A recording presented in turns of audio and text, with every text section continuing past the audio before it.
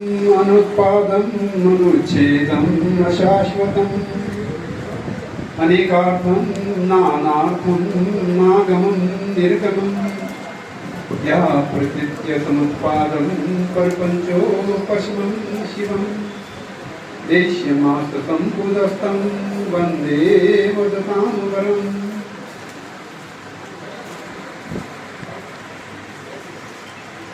भगवान बुद्ध के चरणों में वंदना करते हुए मैं इस धम्म देशना की शुरुआत करता हूँ।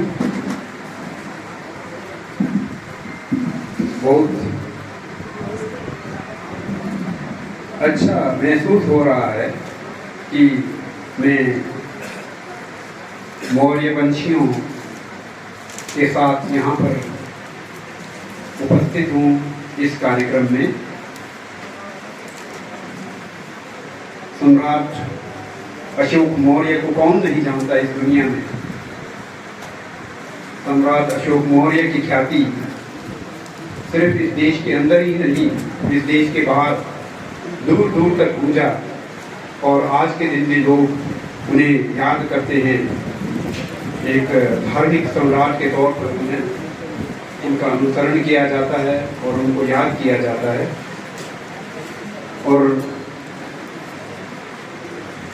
ये एक अच्छी बात है कि आप सब लोग किसी न किसी तरह से उस मौर्य वंश से जुड़े हुए हैं। और मुझे भी सौभाग्य प्राप्त हुआ अपने मित्र डॉक्टर हरिराम मौर्य जी और आपके आर.डी. मौर्य जी और बहुत सारे मित्र मेरे ऑफिस में कईयों बार आए। इसी कार्यक्रम के सिलसिले में हम क्या कर सकते हैं उसके बारे में विचार करने के लिए मेरे पास आए और हम अभी भी उस विषय पर विचार करते रहते हैं। हम भी चाहते हैं कि इस कार्यक्रम को जल्दी पूर्ण होना चाहिए और पूर्ण होकर ये जनता को समर्पित होना चाहिए।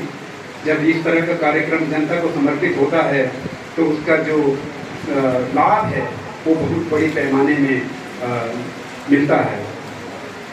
तो आज के दिन में विषय के तौर पर मैंने प्रकृत्य समुत्पाद ये चुना है। इस पर धम्म देशना देना मुझे लगता है बहुत ही महत्वपूर्ण होगा और बहुत ही लाभदायक होगा, क्योंकि हम सब जानते हैं भगवान बुद्ध जो है वो किसी सृष्टि के रचयिता भगवान में विश्वास नहीं करते थे और सृष्टि का किसने रचना की है ऐसे विषयों पर वो बात भी नहीं करते थे। उनको ज़्यादा दिलचस्पी नहीं थी। तो इसी विषय पर यहाँ पर उनका जो महत्वपूर्ण सिद्धांत है इस विषय पे, तो वो यहीं पर आकर प्रकृत्य समुत्पाद के उनका जो सिद्धांत है उस पर टिकता है और उसी के आधार पर वो पूरी सृष्टि की व्याख्या करता है। तो भगवान बुद्ध के जो प्रकृत्य समुत्पाद का जो सिद्धांत है उसमें हम देखते हैं द्वादश निदानानि, 12 प्रकार के प्रकृत्य समुत्पाद के पूरे चक्रव्यूह का अंग उन्होंने व्याख्या दिया है। तो ये 12 निदानानि जिसे हम कहते हैं पाली में और संस्कृत में, ये हैं। पहले मैं संस्कृत में बोलता हूँ, फिर उसके पास पाली का जो समकक्ष शब्द है उसे भी बता देता हूँ। संस्कृत में पहला 12 में से जो पहला प्रकृत्य समुत्पाद का अंग है उसे हम कहते हैं अविद्य और पाली में अविद्य कहते हैं। और जब हम उसका अनुवाद इंग्लिश में करते हैं तो हम उसे इग्नोरेंस कहते हैं। भगवान बुद्ध का सोच यही था कि पूरे जो जीवन चक्र है, पूरी जो समस्याएं हैं, उसका जो मूल है वो अविद्या है। अविद्या के कारण ही हम पूरे जीवन भर में बहुत सारे समस्याओं को झेलना पड़ता है हमें। तो अगर इसे उदाहरण के तौर पर दिया जाए तो बहुत ही आसान होगा। आप लोग, ज़्यादातर लोग यहाँ पर अभिभावक हैं, आप लोग देख सकते हैं और आप लोगों ने महसूस किया होगा, जब आपका बच्चा जन्म लेता है तो उसे कुछ भी समझ में नहीं आता है, तो वहाँ पर एक प्रकार का अविद्या वहाँ पर व्यापक होता है। और अगर उस अविद्या को अगर समाधान नहीं निकालेंगे तो उसी अविद्या के स्तर पर अगर उसे आगे वो बढ़ता रहेगा तो वो बहुत सारे गलत कार्य कर बैठेगा। तो अविद्या जो है उसे हम कहते हैं इग्नोरेंस और अविद्या भी कहते हैं। तो उसके किसी कड़ी में दूसरा जो प्रकृति समुत्पाद का जो अंग आता है उसे हम कहते हैं संस्कार। अविद्या के आधार पर संस्कार नहीं बनता है, जिसे पाली में संखार कहते हैं। तो इसे हम इंग्लिश में जब अनुवाद करते हैं तो कार्मिक एक्शंस कहते हैं, कर्म कहते हैं, हिंदी में आप कर्म भी कह सकते हैं। अविद्या के प्रभाव में कर्म बनता है। जैसे कि अगर किसी बच्चे को समझ में नहीं आता कि आग को छूने से जलता है, तो वो उस अविद्या के प्रभाव में आग को छुएगा तो क्या होगा, उसे नुकसान होगा, उसका अंग जलेगा।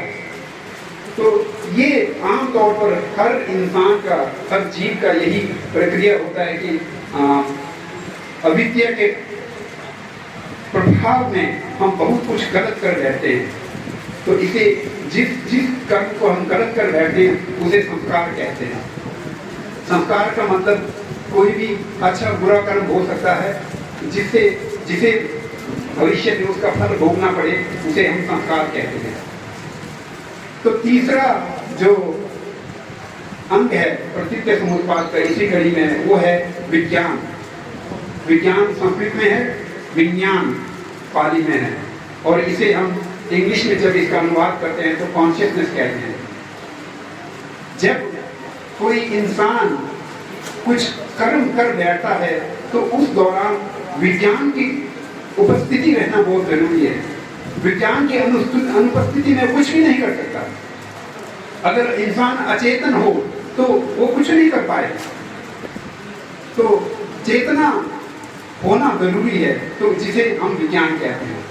तो ये तीसरी है। इन तीनों को हम एक क्या कहते हैं, कारण समूह में रखते हैं, जो मूल कारण है इंसान या किसी भी प्रकार की जीव का जीवन जीने को पूरे चक्रव्यूह में फंसने का पूरा जो मूल कारण है यहीं से शुरू होता है। तो आगे जो चौथा है इस कड़ी में, जिसे हम पाली और संस्कृत में नाम रूप कहते हैं, उसे हम इंग्लिश में नेम एंड फॉर्म कहते हैं। नेम एंड फॉर्म ये कड़ी में आता है। कारण कड़ी में जो तीन आता है उसे मैं बता चुका हूँ। फल कड़ी में आता है नाम का मतलब जो भी रूप ना हो, रूप से इत्र जो भी स्कंद हो उसे नाम कहते हैं, और रूप अपने आप में एक स्कंद होता है। तो इन सबको मिलाकर नाम रूप कहते हैं। तो नाम रूप एक फल कड़ी में आता है, तो ये समझना बहुत जरूरी है। और इसी कड़ी में आगे जो पांचवा है उसे हम षड आयतना कहते हैं संस्कृत में, और पाली में सलायतना कहते हैं। इसमें 6 प्रकार के आयतन होते हैं, जैसे कि चक्षु और नाक और कान वगैरह के जो क्षमता होती है, जो इंद्रियों का क्षमता होता है विज्ञान को उत्पत्ति कराने का, उसे यहाँ पर आयतन कहा जाता है। ये हमारे अंदर भी होता है, हमारे अंदर उपस्थित होता है। इन्हीं के कारण बहुत कुछ चीज़ों को हम कर सकते हैं। हम सुन सकते हैं, हम स्पर्श कर सकते हैं, हम देख सकते हैं, हम बोल सकते हैं। ये सब इन्हीं आयतनों के कारण होता है। तो ये इसका अपना ही एक महत्वपूर्ण एक रोल रहता है अपने जीवन में, और अपने पूरे जो अपना एक चक्रव्यूह है, जो जीवन का एक चक्र है, उसमें एक रोल रहता है। और आगे जो छठा जो प्रकृति समुत्पाद की कड़ी है, इसी कड़ी में जो छठा अंग है उसे हम कहते हैं स्पर्श, और इसे पाली भाषा में हस्त कहा जाता है, और इसको हम इंग्लिश में जब अनुवाद करते हैं तो कॉन्टेक्ट कहते हैं। कॉन्टेक्ट का मतलब जब ये षड आयतना चक्षु और नाक और कान और त्वचा वगैरह अपने जो उसका ऑब्जेक्ट रहता है उसके संपर्क में आता है, तो ये वाली जो प्रक्रिया है वो उत्पन्न होता है, उसे हम कांटेक्ट कहते हैं, एक के स्पर्श में आना।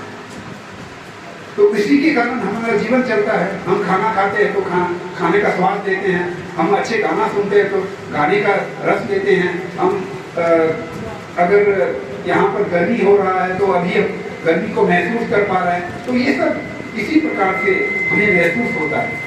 तो इसी कड़ी में आगे कहते हैं जो सातवां है वो है वेदना। वेदना एक प्रकार का फीलिंग है, जिसे हम इंग्लिश में फीलिंग कहते हैं। आप जब भोजन करते हैं तो आपको कुछ महसूस होता है।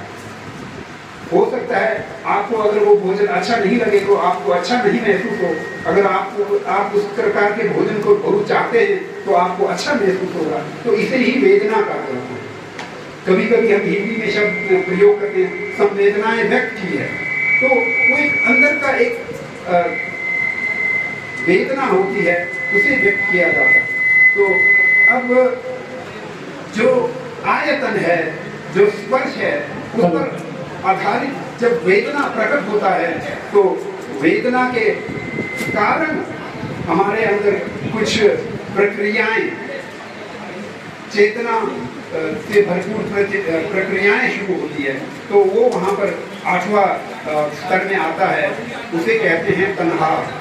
ये पाली में हम उसे तन्हा कहते हैं और संस्कृत में तृष्णा कहते हैं, जिसे इंग्लिश में हम ट्रांसलेट करते हैं तो हम कहते हैं क्रेविंग।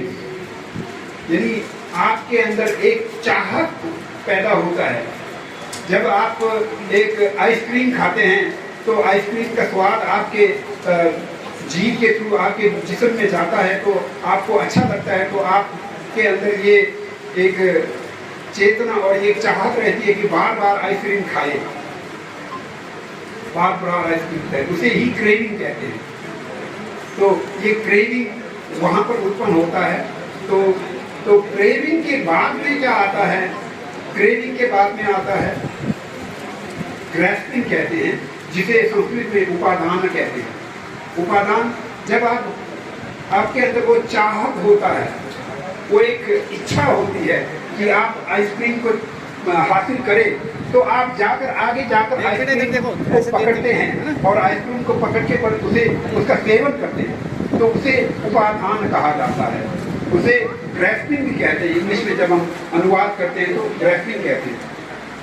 अब जब क्रेविंग, तृष्णा और उपादान, ग्रैस्पिंग के आधार पर हम कर्म करते हैं, तो उससे क्या होता है, हमारे जो पिछले कर्म थे वो मजबूत हो जाता है और भी ज़्यादा शक्तिशाली हो जाता है। जब वो शक्तिशाली हो जाता है तो वो एक जन्म को उत्पत्ति करने में सक्षम हो जाता है। तो इस स्तर पर जो कर्म का जो एक स्तर होता है, जो एक उपजाऊ स्तर होता है कर्म का, उसे हम भव कहते हैं, जिसे इंग्लिश में कभी कभी हम ट्रांसलेट करते हैं बिकमिंग और कभी कभी हम ट्रांसलेट करते हैं एग्जिस्टेंस। तो ये हमें समझना जरूरी है। तो जब भव का उत्पत्ति हो जाता है, भव स्तर पर कर्म जो चले जाता है, तो उसके बाद में उत्पत्ति होता है जाति का। जाति यहाँ पर जन्म लेने की बात है। हम कहते हैं भारत में हमारे यहाँ पर 4 जातियाँ होती हैं, क्या क्या है वो सब है, वो जन्म वाली बात है। जाति को जन्म के आधार पर चलाते हैं, ये भी कहते हैं। तो जाति मतलब जन्म लेना। तो हम के आधार पर जाति बनता है। जाति जब जन्म ले चुका होता है इंसान, तो उसके आगे जो आखिरी कड़ी है वो 12वां कड़ी है। द्वादश प्रतीक समुत्पाद के अंगों में से जो 12वां अंतिम कड़ी है, उसे हम कहते हैं जरा मरण। जरा मरण का जो अनुवाद हम अगर इंग्लिश में करते हैं तो हम कहते हैं एजिंग इन डेथ। जन्म लेने के बाद क्या होता है, हर क्षण हम बढ़ते रहते हैं, एक भी क्षण हम रुके नहीं रहते हैं। हर क्षण हमारा जीवन में परिवर्तन होते रहता है। एक बच्चा इस क्षण अगर वो उसका जन्म हुआ तो अगले क्षण वो थोड़ा बहुत बूढ़ा हो जाएगा, और 1 साल के बाद और ज़्यादा बूढ़ा हो जाएगा, 10 साल के बाद और ज़्यादा बूढ़ा हो जाएगा। तो अंत में उसका अंत कैसे होगा, वो मरने के साथ ही अंत होगा। और ये सब स्वाभाविक है, ये प्राकृतिक है। भगवान बुद्ध ने ये सिद्धांत हमें दिया है। हमें इन सिद्धांतों को समझना बहुत जरूरी है। इन सिद्धांतों को समझकर इस पर आधारित एक समस्याओं का समाधान निकालना बहुत जरूरी है। हमारे समस्याओं का समाधान कोई भगवान नहीं कर सकता, कोई देवता नहीं कर सकता, उसे हमें ही करना होगा। हमें उसे करने के लिए इन सिद्धांतों को समझना होगा। जब तक हम इन सिद्धांतों को, भगवान बुद्ध के द्वारा दिए गए सिद्धांतों को नहीं समझेंगे, तब तक ये संभव ही नहीं है कि हम उस मुक्ति की दिशा में देख भी पाएंगे। तो इस समझ के साथ मैं आप लोगों से अनुरोध करता हूँ कि भगवान बुद्ध की जो संदेश हैं और जो शिक्षा है, जो सिद्धांत है, उन्हें समझो, उन्हें समझकर उसे अपने जीवन में उतारने की कोशिश करो। मानना जरूरी नहीं है, समझना जरूरी है, जानना जरूरी है। जानकर, समझकर उसको अपने जीवन में उतारकर तब जाकर एक बदलाव अपने जीवन में लाना बहुत जरूरी है। जब तक हमारे जीवन में बदलाव नहीं आएगा, तब तक मुक्ति संभव नहीं है। कोई वैसे आध्यात्मिक मार्केट तो बहुत बड़ा है दुनिया में, आध्यात्मिक मार्केट बड़ा है, इसलिए ये बेचना बहुत आसान है कि इस पर ये करो तो आप मुक्त हो जाएंगे, वो करो तो मुक्त हो जाएंगे, वे करो तो ये मिल जाएगा। मगर इस सच्चाई में ऐसा होता नहीं है। सच्चाई में हर इंसान को अपने समस्याओं का समाधान खुद निकालना पड़ता है। जब तक वो इंसान अपने समस्याओं का समाधान खुद नहीं ढूंढ पाएगा, तब तक कुछ नहीं हो पाएगा। जो देवी देवता, हजारों देवी देवता भरे हुए हैं, वो खुद अपने समस्याओं से जकड़े हुए हैं। उनके पास अपना अपार समस्याएं हैं, वो उनका भी समाधान नहीं कर पाते, तो हमारा क्या समाधान कर पाएंगे। तो ये समझना बहुत जरूरी है। तो इसी के साथ मैं आप लोगों से अनुरोध करता हूँ कि आप लोग भगवान बुद्ध के जो मार्गदर्शन है उसे समझें, समझकर अपने जीवन में उतारने की कोशिश करें। अगर ये होता है तो हम जरूर उसके फलस्वरूप अच्छाइयों को ग्रहण कर पाएंगे और अच्छाई को हम अपने जीवन में अर्जित कर पाएंगे। तो यहीं पर मैं अपने शब्दों को विराम देना चाहता हूँ। धन्यवाद।